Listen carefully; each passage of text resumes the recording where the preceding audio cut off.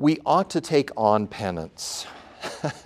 I know it's difficult. I like my comforts.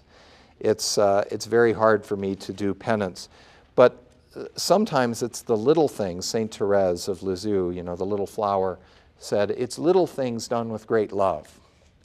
And so the smallest acts can be beautiful acts of penance. And sometimes the smaller the better, because the smaller things are often unseen. And so we can retain our humility. Remember, Jesus counsels against parading our penances in public, refusing to wash our faces and comb our hair so everyone knows that we're fasting and we're in a state of penance, right?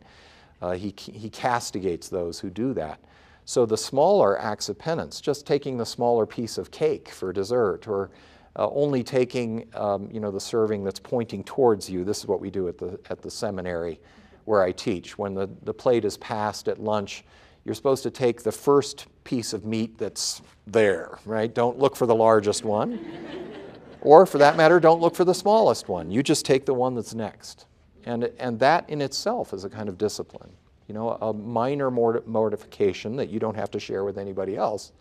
And it's a way of disciplining ourselves, not only physically, but also spiritually. So tiny little acts of virtue, gifts, doing something for somebody else in an unseen way, perhaps even without taking credit, slipping something into their mailbox and they don't know who it came from or whatever, that kind of thing, that's all penance. It's really the life of charity, being good to God, to yourself, to your neighbor. And by the way, that's the proper order of love, God, self, and neighbor. St. Thomas says that in his treatise on love.